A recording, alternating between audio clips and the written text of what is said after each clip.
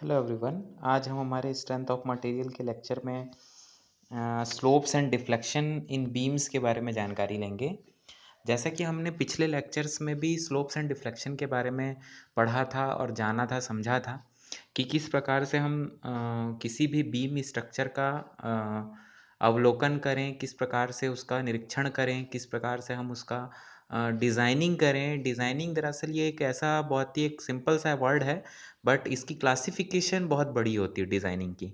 Designing का मतलब होता है उसके each and every point, each and every parametric condition पे हम किस प्रकार से उसके सारे बिंदुओं पर हम किस प्रकार से हम उनको सर्वोच्च एक ऐसे पॉइंट पर हम पहुंचा सके जिससे कि वो क्या हो सके, जो भी हमारे रिक्वायरमेंट है उसको हम सेटिस्फाई कर सकें।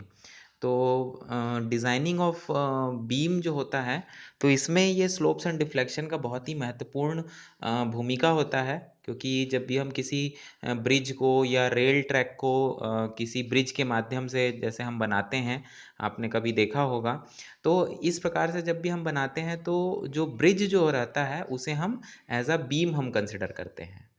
तो एज अ बीम जब हम उसे कंसिडर करते हैं तो कंसिडर करने के दौरान में क्या होता है कि जब भी हम उसमें लोड, कुछ मात्रा का लोड जब हम लगाते हैं तो उस लोड को लगने की वजह से उसमें हमें क्या देखने को मिलता है, एक माइन्यूट हमें डिफ्लेक्शन देखने को मिलता है, या उसमें एक स्लोप भी हमें देखने को, नो डाउट जब हमें डिफ्लेक्शन देखने को मिलेगा तो उसके साथ ही साथ में हमें स्लोप भी देखने को मिलेगा। लेकिन ध्यान देने वाली बात यह है कि जैसे ही वो स्लोप होता है, ये स्लोप परमानेंटली नहीं क्रिएट होता है, ये टेम्पोरली फॉर्म में क्रिएट होता है। ये जो डिफ्लेक्शन है ये टेम्पोररी फॉर्म में क्रिएट होता है।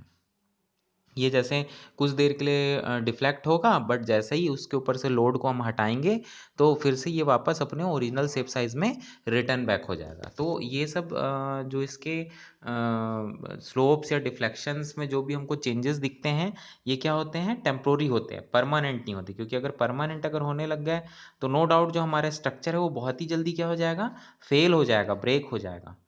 तो इसीलिए हमारा जो फैक्टर ऑफ सेफ्टी रहता है वो बहुत ही अच्छा हम इसीलिए हम प्री डिफाइंड करके हम पहले से बनाते हैं, जिसके कारण से कि हमारा जो स्ट्रक्चर है जब भी हम उसमें लोड लगाएं तो किसी भी प्रकार से वो डिफेक्ट ना हो उसमें। तो इन सारे बिंदुओं का हम विशेष करके हम ध्यान रखते हुए हम बनाते हैं। तो यहाँ पर बेसिकली जो ध्यान देने वाली बात ये है कि स्लोप एंड डिफ्लेक्शन की जब हम बात करते हैं तो बहुत ही साधारण सा चीज़ होता है कि जैसे हम स्लोप या डिफ्लेक्शन की जब हम बात करें तो इसका मतलब सिंपल सा चीज़ है कि वहाँ पर एक इलास्टिसिटी एक टर्म होता है, वो आएगा ही आएगा, इलास्टिसिटी एक टर्म, और उसके साथ मूवमेंट ऑफ इनर्शिया एक टर्म आएगा, लोड आएगा, लेंथ आएगा। तो ये कुछ टर्म जो रहते हैं वो हमेशा क्या रहते हैं, एसोसिएटेड रहते हैं एक दूसरे के साथ में। तो आइए हम जो है सवाल को सॉल्व करते हैं, जो हमारे सामने में क्वेश्चंस हैं उसे हम सॉल्व करने का प्रयास करते हैं, और सॉल्व करके हम देखते हैं कि किस प्रकार से हमारा जो है उत्तर आ रहा है।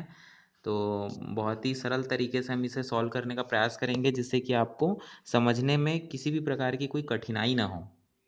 तो आइए शुरू करते हैं। इससे पहले के न्यूमेरिकल को हमने इसके पिछले लेक्चर्स में हमने बनाया है, आप उसे भी फॉलो कर सकते हैं।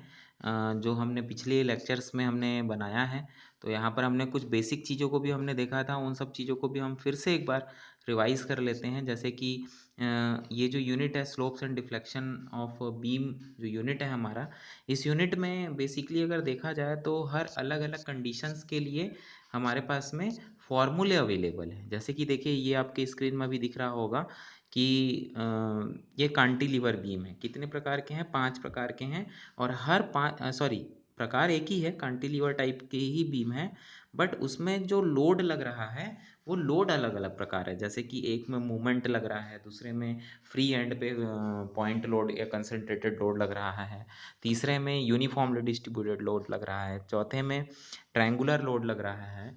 तो इस प्रकार से पांचवें में भी triangular load but in increasing order लग रहा है, और चौथे में triangular load but in decreasing order लग रहा है फ्रॉम द फिक्स्ड एंड। तो इस प्रकार से देखिए कंडीशन के आधार से जो उसके फॉर्मूले में भी हमें कुछ हमें परिवर्तन देखने को मिल सकता है। जैसे जैसे फॉर्मूला उसका परिवर्तन होगा, मतलब सॉरी, अगर जैसे जैसे उसकी पैरामीट्रिक कंडीशन, उसकी बाउंड्री वैल्यूज़ जैसे जैसे चेंज होगी, वैसे वैसे हमारा जो रिस्पेक्टिव फार्मूला होगा, उसके सापेक्ष का जो फार्मूला बनेगा वो भी उसके अनुसार क्या होगा, चेंज होगा। जैसे कि देखिए पहले कंडीशन के लिए ml/ei जो है स्लोप का वैल्यू है, डिफ्लेक्शन का ml²/2ei। तो इस प्रकार से देखिए अगर कंपेयर करते जाएंगे तो जैसे जैसे कंडीशंस चेंज हो रही हैं, तो उस कंडीशंस के सापेक्ष में उस एक्शन के प्रति क्या रिएक्शन होगा हमारे बीम में, वो सारी चीज़ों को यहाँ पर कैलकुलेट इवेलुएट करने के लिए हमारा जो फॉर्मूला है वो क्या होता जा रहा है, बदलता चला जा रहा है। तो इसे ही बस ध्यान देना है और इसे हमें याद भी रखना है। याद रखने का इसका बहुत ही सिंपल सा तरीका है कि जितने भी हमने पिछले क्लास में न्यूमेरिकल करे हैं या अभी जो हम करेंगे, इन्हें आप फेयरली तरीके से अगर आप सॉल्व करने का प्रयास करें और सॉल्व करें तो बहुत ही आसानी से आप लोगों को ये सारे न्यूमेरिकल्स जो हैं याद होते चले जाएंगे और कॉन्फिडेंस भी आप लोगों का इम्प्रूव होगा कि किस प्रकार से आप एग्ज़ाम में किस प्रकार से सॉल्व करेंगे, वो सारी चीज़ें भी आप लोगों को बहुत ही स्पष्ट होंगी।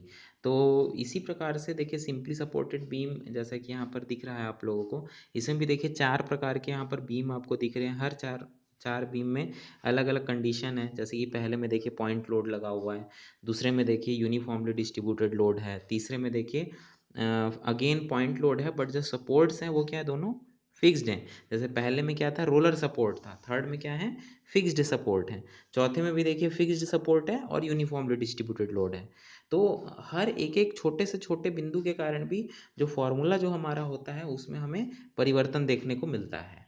ओके, तो यहाँ पर हम इसी प्रकार से इस यूनिट में हमने बहुत से ऐसे फॉर्मूले देखे हैं, बट अगर प्रायः अगर हमें बोला है तो इस हार्डली 5 से 7 फॉर्मूले ही हमें उपयोग आते हैं स्लोप और डिफ्लेक्शन को फाइंड आउट करने में। तो जो स्लोप एंड डिफ्लेक्शन जो पॉइंट है ये बहुत ही आसान पॉइंट है। जैसे कि इसे हम थोड़ा सा मैग्नीफाई करके हम देखना चाहेंगे। जैसे कि देखिए मैं आप लोगों को ये देखिए, जैसे कि यहाँ पर इस चीज़ को देखिए, मैं आप लोगों को डायग्राम के माध्यम से इसे समझाने का प्रयास करता हूँ। जैसे कि मान लीजिए ये एक बीम हो गया, ये स्ट्रेट नहीं बन पा रहा है और ये इसका क्या हो गया, सपोर्ट हो गया। ये क्या हो गया, इसका पिन सपोर्ट। अगर ऐसा है तो पिन सपोर्ट, ऐसा है तो रोलर सपोर्ट। इसके नीचे में ऐसा ऐसा लगता है, ऐसा ऐसा लगता है, इसका मतलब रिजिडली फिक्स्ड होता है। ये जो dash dash dash dash line है इसका मतलब होता है रिजिडली फिक्स्ड, ऐसा। ओके, तो ये हो गया pin support. Okay, pin support के बाद में अब मान लीजिए कि इसमें बीचों बीच में यहाँ पर एक कंसंट्रेटेड लोड लग रहा है। तो अब जो है इसका जो डिफ्लेक्शन जो होगा वो क्या हो जाएगा, ये हो जाएगा। अब इसका अगर नाम अगर हम रखें तो ये हो गया ए, ये हो गया बी और ये हो गया सी, और ये वाला पॉइंट क्या हो जाएगा, ये वाला पॉइंट हो जाएगा सी डैश। तो अब जो है ये जो वैल्यू रहेगी सी से सी डैश, ये क्या रहेगा, डिफ्लेक्शन एट सी, या ये रहेगा डिफ्लेक्शन एट सी। तो इस प्रकार से हम इसे क्या कर सकते हैं, डिफाइन कर सकते हैं। या तो हम इसे सी सी डैश बोल सकते हैं, या डेल सी हम बोल सकते हैं इसे, या नहीं तो फिर इसे हम वाई सी भी बोल सकते हैं। Y C, del C C dash, तीनों का मतलब एक ही होता है, डिफ्लेक्शन एट पॉइंट सी। इसे हम लिख भी देते हैं ताकि आप लोगों को क्लियर रहे। इसका मतलब होता है डिफ्लेक्शन एट पॉइंट सी। तो देखिए यहाँ पर बस यही चीज़ है। अब यहाँ पर जैसा कि आपने डिफ्लेक्शन देखा, अब ये जो है स्लोप जो है जिस पॉइंट से निकल रहा है इसको हम बोलेंगे थीटा ए, और यहाँ से जो पॉइंट जो निकल रहा है इसको बोलेंगे थीटा बी। ओके, तो थीटा और ए और थीटा बी, तो हम जो है फॉर्मूले के माध्यम से थीटा ए और थीटा बी को भी हम यहाँ पर फाइंड आउट करेंगे। तो स्लोप एट ए जो रहेगा वो क्या रहेगा, थीटा ए रहेगा। इसका जो यूनिट रहता है वो हमेशा रेडियन में आता है, और इसका जो रेडियन में आता है, और रेडियन को जब हमें कन्वर्ट करना होता है डिग्री में, जैसे कि रेडियन को जब हमें कन्वर्ट करना होता है डिग्री में तो हम क्या करते हैं, जो भी वैल्यू होती है उससे हम मल्टीप्लाई कर देते हैं 180/y से। ओके, तो हमारा जो वैल्यू है वो किस में कन्वर्ट हो जाता है, डिग्री में। ओके, और अगेन जब हमें डिग्री से जब हमें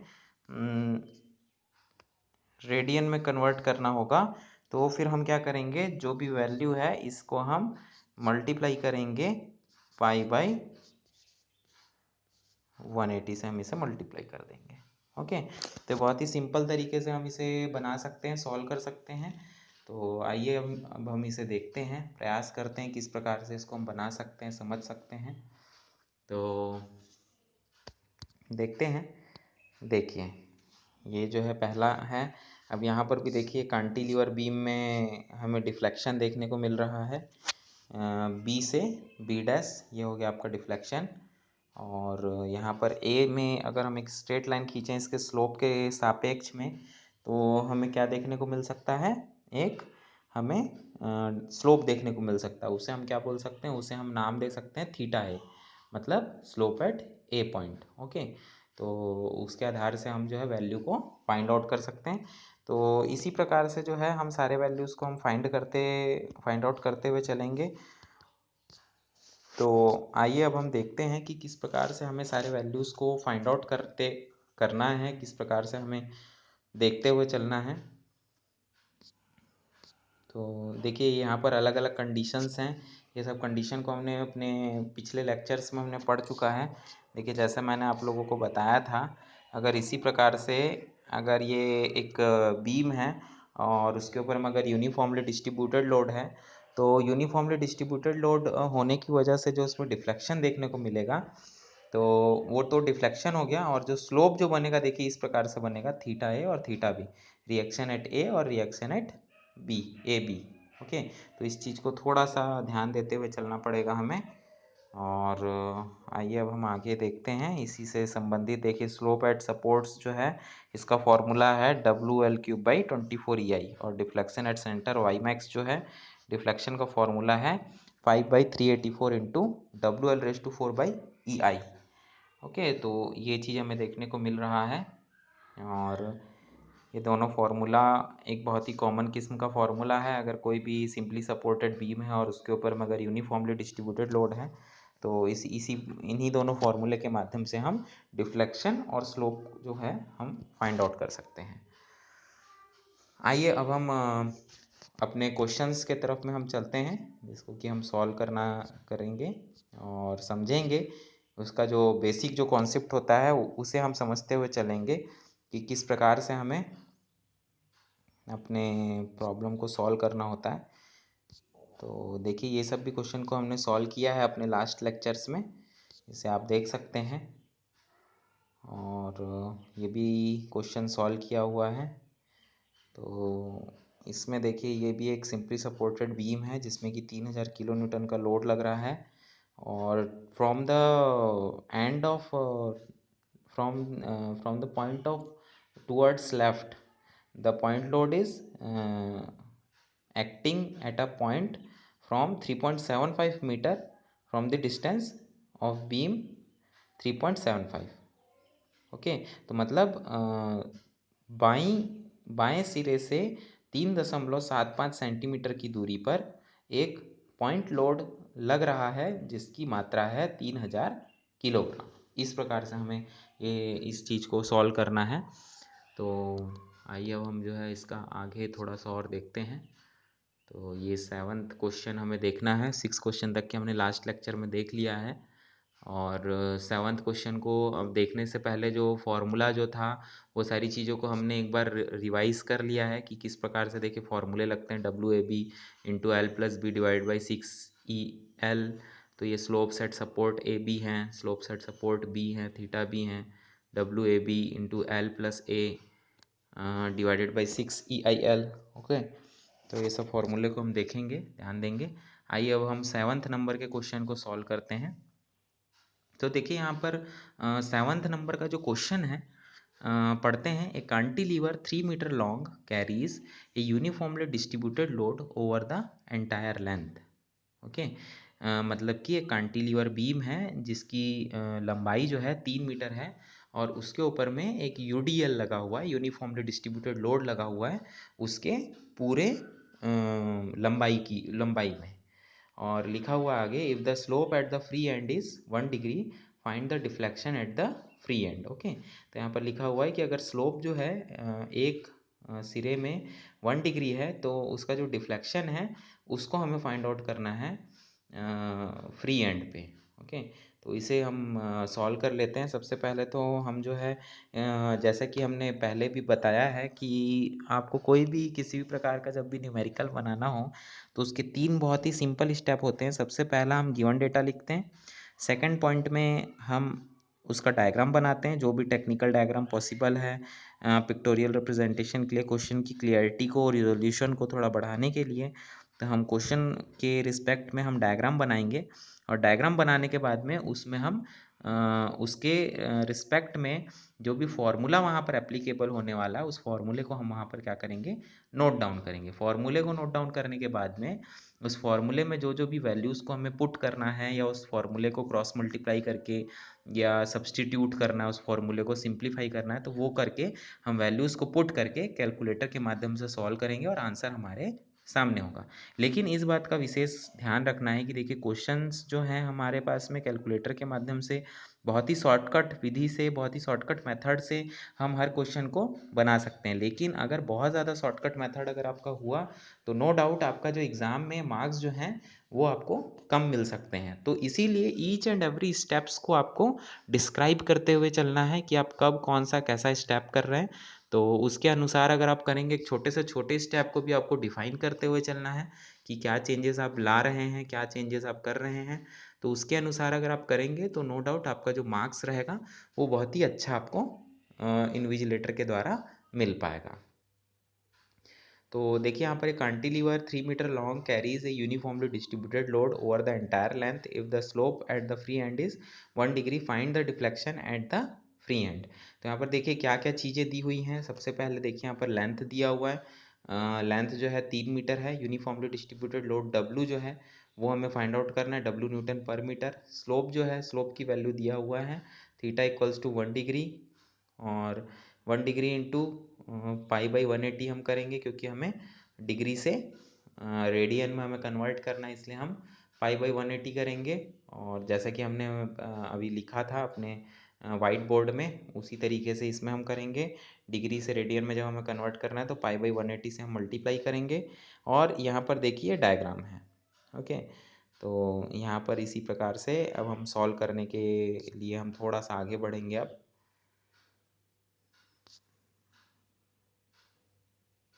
ओके, तो यहाँ पर हम देखते हैं कि क्वेश्चन में क्या क्या चीज़ें दी हुई हैं। तो देखिए सबसे पहले तो हम अपने क्वेश्चन को शुरू करते हैं। देखिए यहाँ पर लिखा हुआ है डिग्री से जब रेडियन करना है तो हम पाई/180 से मल्टीप्लाई करते हैं डिग्री को। और देखिए लिखा हुआ है रेडियन से जब डिग्री में कन्वर्ट करना है तो तब हम 180/पाई से हम मल्टीप्लाई करते हैं रेडियन के वैल्यू को, तो डिग्री में कन्वर्ट हो जाता है हमारा वैल्यू। ओके, तो आइए अब हम शुरू करेंगे। तो हमें कुछ इस प्रकार से दिया हुआ है, ये फिक्स्ड एंड है और ये जो है इसका ये जो है इसका डिफ्लेक्शन है। ये हो गया डिफ्लेक्शन, ये हो गया ए, ये पॉइंट हो गया बी, ये पॉइंट हो गया बी डैश।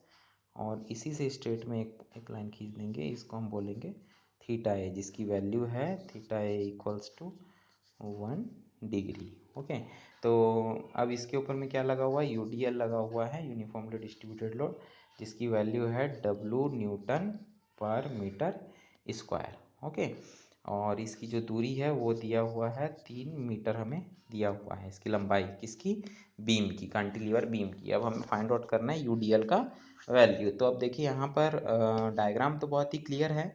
अब जो है हम डिफ्लेक्शन के लिए सबसे पहले फॉर्मूला लिखेंगे। डिफ्लेक्शन एट बी का फॉर्मूला होगा, बी में ही होगा नो डाउट डिफ्लेक्शन, तो होगा WL⁴ डिवाइड बाई 8 EI इस कंडीशन पे। ओके, और स्लोप का वैल्यू होगा थीटा ए जो है इसका फॉर्मूला होगा WL⁵ बाई 3 ई आई ये होगा। Okay sorry W L raise to 3/6 E I होगा ये 6 ई आई होगा। ओके तो यहाँ पर डब्ल्यू जो है वो लोड है, एल जो है ये लेंथ ऑफ बीम है, ई जो है इलास्टिसिटी है और आई जो है ये मोमेंट ऑफ इनर्शिया है। तो इसी के साथ साथ में हम क्वेश्चन को सॉल्व करना शुरू करते हैं कि किस प्रकार से हमारा जो है क्वेश्चन जो है सॉल्व हो रहा है। तो आइए देखते हैं। देखिए हमने सबसे पहले सारी की सारी जितने भी गिवन डेटा थे वो सारे डेटा को हमने लिख दिया है और जो डिग्री में जो था वैल्यू उसे हमने रेडियन में भी कन्वर्ट कर दिया है और डिग्री को हमने रेडियन में कन्वर्ट करने के बाद में देखिए 0.0175 रेडियन हमने यहाँ पर लिख दिया है। अब आगे अगर हम देखेंगे तो ये कांटिलीवर बीम विथ यूडीएल यहाँ पर लिखा हुआ है। देखिए जो सेम डायग्राम यहाँ पर भी ये देखिए बना हुआ है।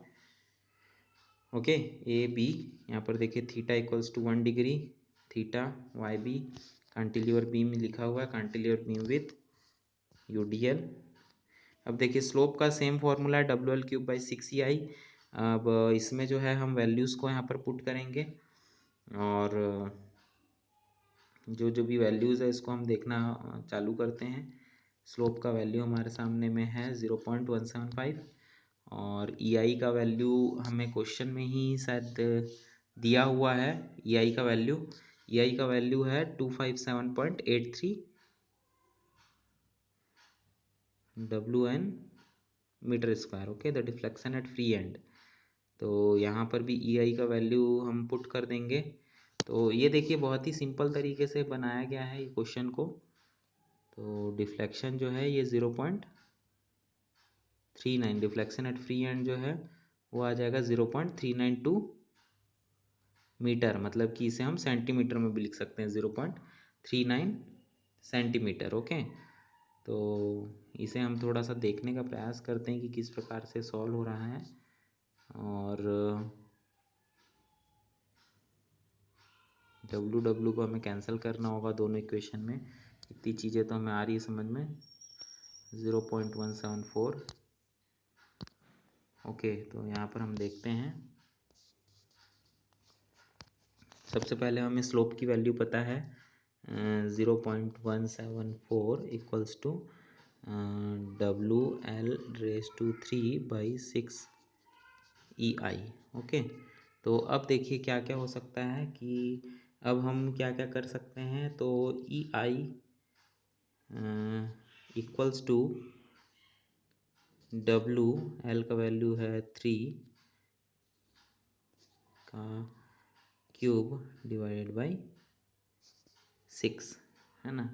तो ये हो गया। अब इसको जब हम सॉल्व करेंगे तो हमारा जो वैल्यू है वो क्या आ रहा है, वो आ रहा है E I equals to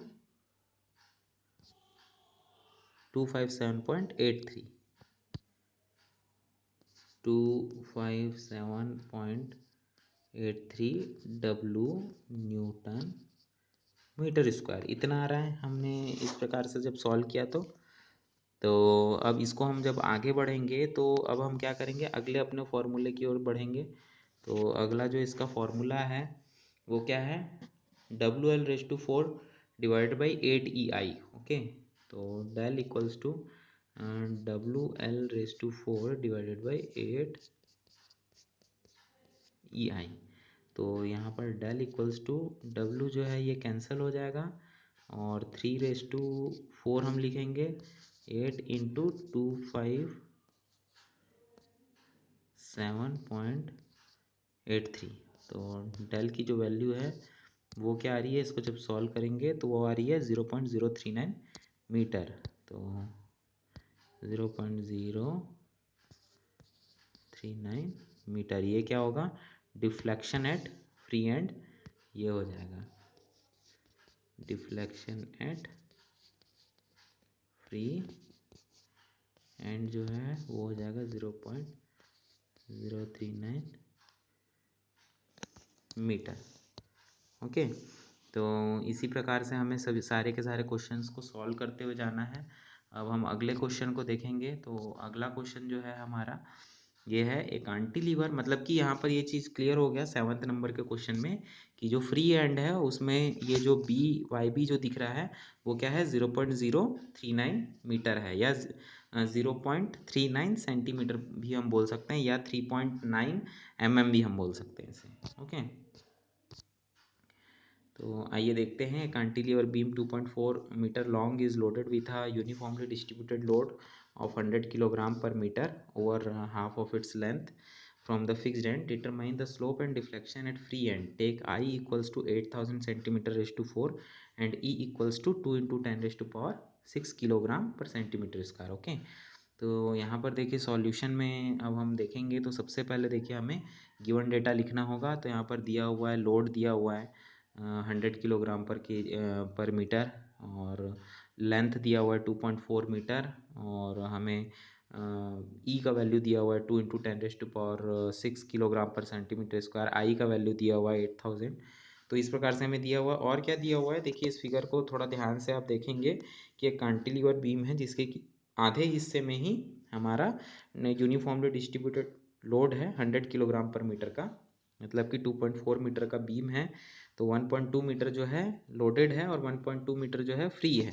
okay, तो अब हमें यहाँ पर इसका स्लोप और डिफ्लेक्शन जो है फ्री एंड पे हमें फाइंड आउट करना है। तो ऐसे कंडीशन के लिए देखिए स्लोप एट फ्री एंड का जो फॉर्मूला है, जो पिछला फॉर्मूला जो था हमारा उसी के समान है, WL²/6EI। तो अब हम क्या कर रहे हैं कि W का जो वैल्यू है 120, L का जो वैल्यू है 1.2 मीटर को हमने यहाँ पर सेंटीमीटर में कर लिया है, तो 120 सेंटीमीटर हो गया। और 6 इंटू ई का वैल्यू है 2 इंटू 10⁻6 और आई का वैल्यू है 8000। तो इस प्रकार से हमने यहाँ पर थीटा का जो वैल्यू है वो क्या आ रहा है 0.000018। अब इस थीटा की वैल्यू डिग्री को हमें, सॉरी रेडियन को हमें डिग्री में कन्वर्ट करना है। तो रेडियन को जब हमें डिग्री में कन्वर्ट करना है तो 180/π से हम मल्टीप्लाई करेंगे। तो नो डाउट जो हमारा आंसर है वो क्या आएगा 0.0010 डिग्री। तो slope of the beam at free end जो है वो कितना आ रहा है 0.0010। और डिफ्लेक्शन ऑफ द बीम, देखिए डिफ्लेक्शन ऑफ द बीम निकालने का थोड़ा सा डिफिकल्ट फॉर्मूला है यहाँ पर, WL²/8EI plus WL² into L capital L minus small l divided by 6EI। तो इसमें जब हम वैल्यूज़ को पूरा का पूरा पुट करेंगे तो हमारे पास में डिफ्लेक्शन एट फ्री एंड भी हमारा आ जाएगा। तो deflection at of the beam at free end जो है देखिए यहाँ पर लिखा हुआ है 0.00378 सेंटीमीटर। तो इस प्रकार से देखिए इसका डायग्राम है, जैसे कि यहाँ पर आप लोगों को दिख पा रहा है कि कैंटिलीवर बीम है, आधे हिस्से में 1.2 मीटर जो है UDL है 100 किलोग्राम पर मीटर का, और हाफ हिस्सा जो है, आधा हिस्सा जो है वो फ्री है।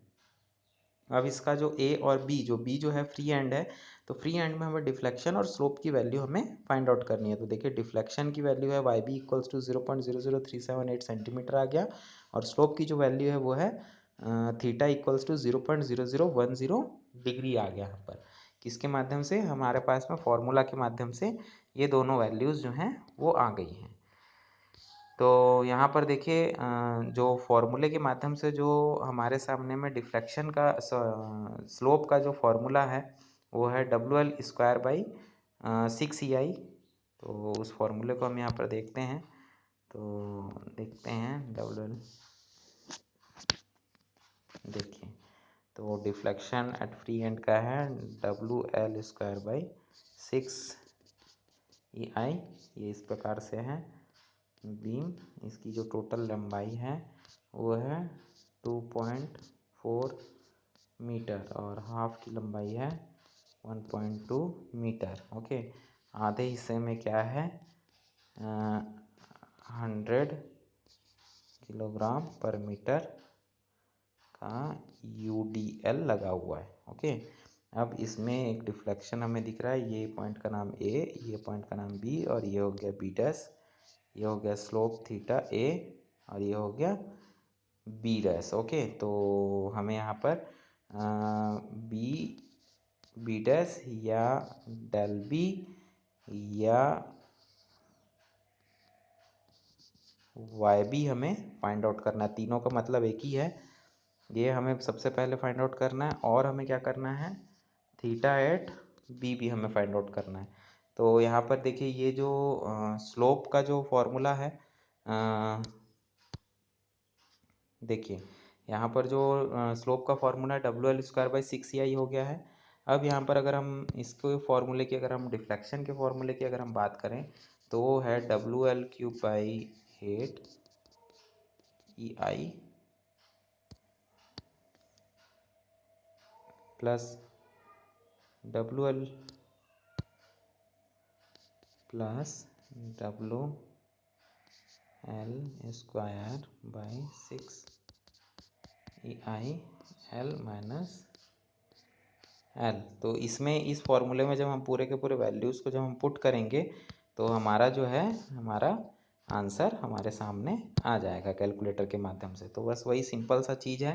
तो इसी तरीके से आपको सारे के सारे क्वेश्चंस को सॉल्व करना है और ये सारे क्वेश्चंस को आपको सॉल्व करके अपने नोटबुक में प्रिपेयर करके रखते जाना है ताकि आप लोगों को ड्यूरिंग एग्ज़ाम टाइम ये सारी चीज़ें काम आए। और क्वेश्चन को सॉल्व करने के लिए जैसा कि आपने देखा है कि बहुत ही लिमिटेड नंबर ऑफ़ फॉर्मूले हमें लगते हैं, बट उसका प्रैक्टिस होना बहुत ही ज़्यादा ज़रूरी है। तो टाइम टू टाइम उसका प्रैक्टिस करते रहिए आप लोग, ताकि आप लोगों का जो कॉन्फिडेंस लेवल जो है क्वेश्चन न्यूमेरिकल सॉल्व करने के रिस्पेक्ट में वो अच्छा होता रहे। तो आज के लेक्चर में बस इतना ही, और हमारे इस वीडियो लेक्चर में बने रहने के लिए आप लोगों का बहुत बहुत धन्यवाद। Thank you very much.